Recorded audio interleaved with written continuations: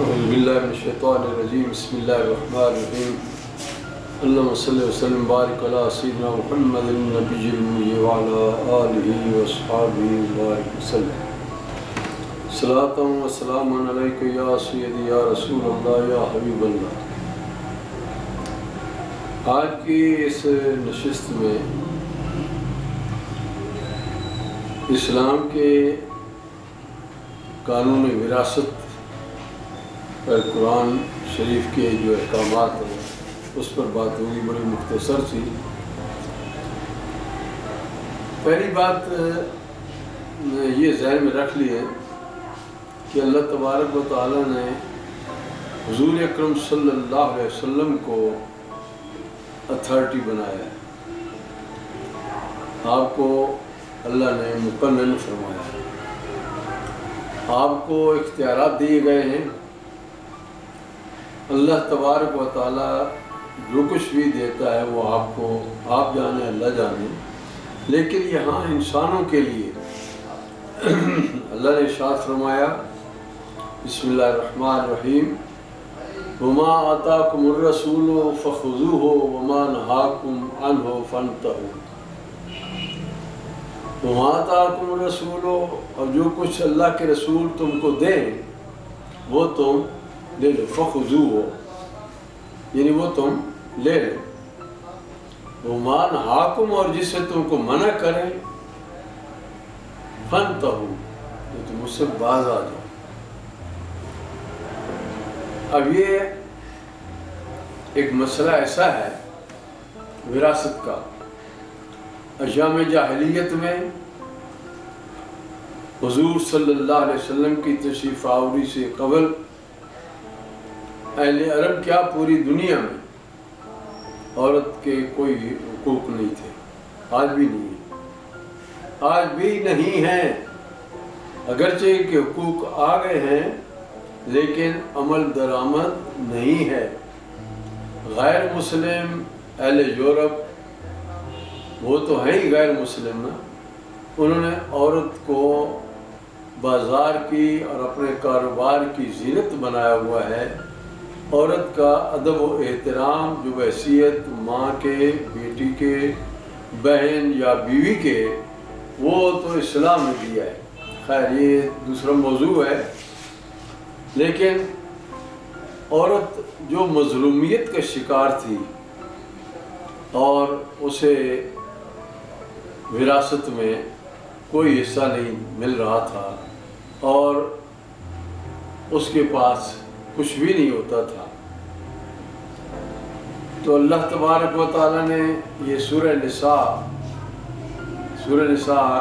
یعنی یہ ہے یہ عورتوں کے نام سے، عورتیں یعنی یہ بھی ایک بڑی بات ہے کہ عورتوں کو بڑا مقام دیا ہے۔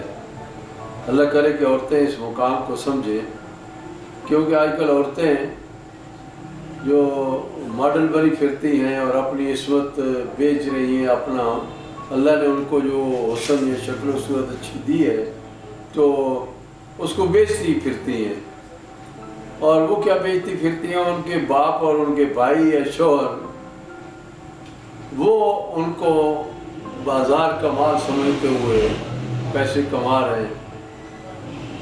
یہ آخرت میں بڑے نقصان کی بات ہے۔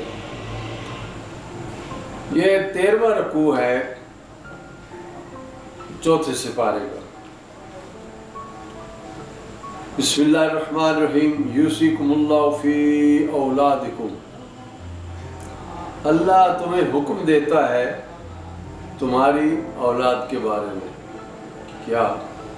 للذکر مثل حظ الانثیین، للذکر واسطے بیٹے کے یعنی مرد کے، مثل حظ الانثیین بیٹے کا حصہ دو بیٹیوں کے برابر ہے۔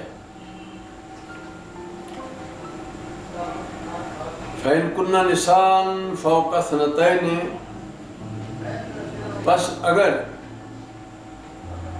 نری لڑکیاں ہوں، فوق اثنتین اگرچہ دو سے اوپر ہوں، فَلَهُنَّ ثُلُثُ مَا تَرَكَ، فلہن پس ان کے لیے ہے ثلث ما ترک. ثلث کہتے ہیں 2/3 کو.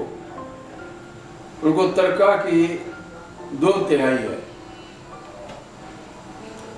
وَإِنْ كَانَتْ وَاحِدَةً اور اگر ایک ہو یعنی لڑکی ایک ہو فلہا النصف تو اس کا آدھا ہے. یہ صرف یہ لڑکیاں ہی لڑکیاں ہیں. وَلِأَبَوَيْهِ لِكُلِّ وَاحِدٍ مِّنْهُمَا السُّدُسُ مِمَّا تَرَكَ إِنْ كَانَ لَهُ وَلَدٌ. اب اگلی صورت آ گئی. وَإِنْ كَانَتْ وَلِأَبَوَيْهِ اور ماں باپ کے لیے ہے یعنی میت کے ماں باپ کو لِكُلِّ وَاحِدٍ ہر ایک کو ہے مِنْهُمَا ان میں سے السُّدُس. سدس کہتے ہیں چھٹا حصہ. مما ترکا جو ترکہ ہے یعنی مرنے والا جو مال چھوڑ جو جاتا ہے اس کو ترکہ کہتے ہیں. تو اگر ماں باپ ہیں تو ہر ایک کو اس کے ترکہ میں سے چھٹا حصہ. ان کان لہو ولد. اب یہاں یہ بھی ساتھ وضاحت فرمائی اگر میت کے اولاد ہو یعنی مرنے والے کے اولاد ہے. اب ماں باپ ہیں تو ماں باپ میں سے ہر ایک کو جو ہے وہ چھٹا حصہ کل مال کا کل مال میں سے ہر ایک کو چھٹا حصہ دیا جائے گا اگر اولاد ہو تو. فَإِن لَّمْ يَكُن لَّهُ وَلَدٌ فَإِن لَّمْ يَكُن پھر اگر اس کی نہ ہو کوئی ولد اولاد یعنی مرنے والے کی اولاد نہیں ہے وَوَرِثَهُ وَأَبَوَاهُ فَلِأُمِّهِ الثُّلُثُ تو جو وہ مال چھوڑے گا نا تو ماں باپ ماں اور باپ چھوڑے ہوئے مال کا 1/3 حصہ ان کا ہوگا یعنی 1/3 اگر اولاد نہیں ہے مرنے والے کی. یہ ذوی الفروض ہے کا ذکر ہو رہا ہے. فَإِنْ كَانَ لَهُ إِخْوَةٌ فَإِنْ كَانَ لَهُ پس اگر ہو کوئی اس کی اخوتن کہتے ہیں بہن بھائی وہ بھی کوئی ہوں اس کے مرنے والے کے فَلِأُمِّهِ السُّدُسُ مِن بَعْدِ وَصِيَّةٍ يُوصِي بِهَا أَوْ دَيْنٍ. فَلِأُمِّهِ السُّدُسُ فَلِأُمِّ ماں کے لیے ہے السُّدُس چھٹا حصہ. مرنے والے کے مال میں سے چھٹا حصہ اس کی ماں کا ہے لیکن کب ہے من بعد وصیت اس کے بعد کہ وہ جو اس نے وصیت کی ہے مرنے والا کو وصیت کرتا ہے کہ میرے مال میں سے یہ اتنا مال جو ہے یہ اللہ کی راہ میں یا کوئی بھی وصیت کرتا ہے وہ پہلے ادا کی جائے گی اس کے بعد یہ حصص ہوں گے. من بعد وصیت یوصی بہا او دین اس وصیت کے جو کر گیا اور دین یعنی اگر کوئی قرضہ اس کے اوپر ہے تو قرضہ دیا جائے گا پہلے اور وہ اس کی وصیت کو پورا کیا جائے گا. اس کے بعد وہ ماں کا جو چھٹا حصہ وہ دیا جائے گا. اس سے پہلے وہ جو بیان ہوئے ہیں یعنی یہ وصیت اور قرض یہ ٹوٹل مال میں سے پہلے نکال دیا جائے گا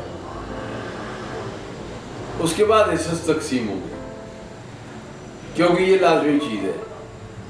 یہ ذہن میں رکھ لیا جائے کہ یہ جتنا بھی قانونی وراثت چل رہا ہے مرنے والے کی ترکہ کی جو تقسیم ہے وہ تقسیم قانون الہی کے مطابق کرنے سے پہلے جو اس نے کو وصیت کی ہے یا اس نے کو قرض دینا ہے، یہ دو چیزیں پہلے پوری کر لی جائیں، اور اس کے بعد جو مال بچتا ہے وہ قرآن کریم کے ان احکامات کے مطابق جو اللہ نے ارشاد فرمایا، حکم دیا، اس کے مطابق تقسیم کیا جائے گا۔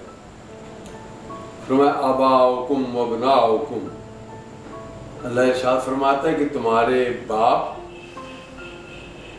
یعنی ماں باپ، و ابناؤکم، اور تمہارے بیٹے،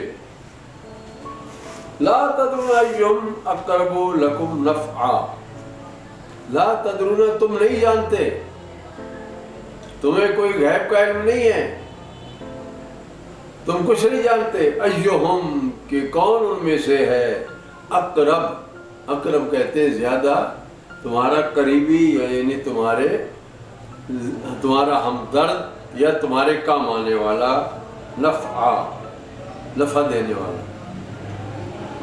اللہ نے فرمایا کہ یعنی لوگ یہ ہے نا، کوئی خوش ہو گیا، اب انہوں نے کسی بیٹے کو دے دیا یا کسی اور کو دے دیا یا ماں باپ کو دے دیا، تو اللہ نے ارشاد فرمایا کہ تم نہیں جانتے کہ تمہیں زیادہ نفع دینے والا، تمہارا زیادہ خیر خواہ وہ کون ہے، باپ، ماں، بیٹا یا اور جو بھی کوئی ہے، وہ تم نہیں جانتے۔ اس لیے اللہ نے فرمایا فریضۃ من اللہ، یہ حصہ باندھا ہوا ہے، فریضہ یہ فرض کیا گیا ہے، یہ اللہ نے باندھ دیا ہے، مقرر کر دیا ہے۔ ان اللہ کان علیما حکیما، بے شک اللہ تعالیٰ علم والا، حکمت والا ہے۔ یعنی یہ جو تقسیم وراثت ہے، اس میں جو حصص رکھے گئے ہیں، تو اللہ تبارک و تعالیٰ کو اپنے بندوں کے احوال کا خوب پتہ ہے کہ میرے بندے جو ہیں ان میں سے کس کس کو میں نے کیا دینا ہے، اور اس کو علم ہے، اور حکمت کہتے ہیں کہ اس کے اندر راز ہیں اور اس میں دانائی ہے۔ وہ کیا ہے؟ وَلَكُمْ نِصْفُ مَا تَرَكَ أَزْوَاجُكُمْ، آگے فرمایا کہ وَلَكُمْ، اور تمہارے لیے نصف یعنی آدھا،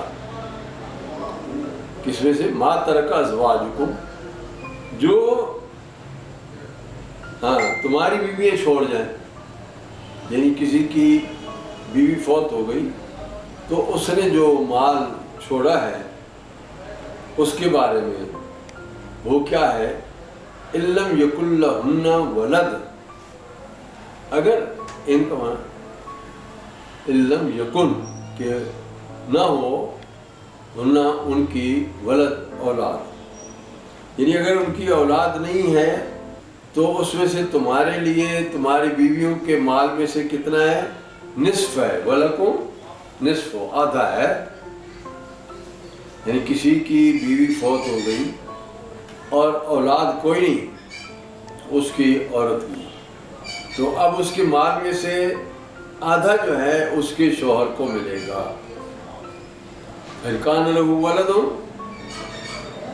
فَإِنْ كَانَ لَهُ، پس اگر ہو اس کے ولد اولاد، فَلَكُمُ الرُّبُعُ، تو بس تمہارے لیے ہے اس میں ربع، ربع کہتے ہیں چوتھے حصے کو، مما ترکنا، جو وہ چھوڑ جائیں، من بعد وصیت یوصین بہا او دین، یہ اس صورت میں ہے کہ من بعد ہے، بعد اس کے جو وہ وصیت کر گئیں یا ان کا کوئی قرض ہے، یعنی یہاں بھی یہ ساتھ وضاحت فرما دی کہ یہ نہیں ہے کہ اب عورت فوت ہو گئی ہے، اس کی اولاد نہیں تو تم آدھا لے لو، اور اس کی کوئی اولاد ہے اس میں سے تمہارا چوتھا حصہ ہو گیا، وہ ہے، لیکن اس کی اگر کوئی وصیت ہے یا اس پر قرضہ ہے تو وہ قرض اور وصیت کو پہلے پورا کیا جائے گا، اس کے بعد فوت ہونے والی خاتون کا ترکہ تقسیم کیا جائے گا اس حکم کے مطابق۔ وَلَهُنَّ رُبُعُ مِمَّا تَرَكْتُمْ إِن لَّمْ يَكُن لَّكُمْ وَلَدٌ، اب فرمایا کہ وَلَهُنَّ، اور ان کے لیے یعنی عورت کے لیے، الربع چوتھا حصہ ہے، مما ترکتم جو تم چھوڑ جاؤ، ان لم یکن لکم ولد اگر تمہارے کوئی اولاد نہ ہو، یعنی ایک آدمی جو ہے نا اس کی اولاد نہیں ہے تو اس کے لیے یہ ہے کہ وہ چوتھا حصہ اس کو ملے گا۔ فَإِن كَانَ لَكُمْ وَلَدٌ، اور اگر تمہارے اولاد ہو، فَلَهُنَّ الثُّمُنُ، تو پس ان عورتوں کے لیے، یعنی تمہاری عورت وہ جو پیچھے رہ گئی ہے اس کے لیے الثمن جو ہے کہتے ہیں 8ویں حصے کو، مما ترکتم جو تم نے ترکہ چھوڑا، لیکن یہ کب ہے؟ من بعد وصیت توصون بہا اور دین، وصیت پوری کرنے اور قرضہ ادا کرنے کے بعد۔ اب یہاں پر یہ ہو گیا، سمجھ آ گئی یہ بات کہ اگر کوئی آدمی فوت ہو جاتا ہے اور اس کی کوئی جو ہے نا اس کی اولاد ہے، فَإِن كَانَ لَكُمْ وَلَدٌ، اور اگر تمہارے اولاد ہو تو اس کے لیے کیا ہے؟ 8واں حصہ ہے جو تم نے ترکہ چھوڑا لیکن وصیت اور قرضہ ادا کرنے کے بعد ملے گا۔ اب یہ تو ہو گیا نا میاں بیوی کے فوت ہونے کے بعد۔ آگے فرمایا کہ وَإِن كَانَ رَجُلٌ يُورَثُ كَلَالَةً، اب ایسا بھی ہوتا ہے کہ ایک ایسا آدمی ہے اگر کسی ایسے مرد یا عورت کا ترکہ بڑھتا ہو، کیا کلالہ، او امرأۃ وَلَهُ أَخٌ أَوْ أُخْتٌ، کہ وہ جو کلالہ ہے اگر کسی ایسے مرد یا عورت کا ترکہ بڑھتا ہو جس نے کیا کیا ہے؟ اب امرأۃ،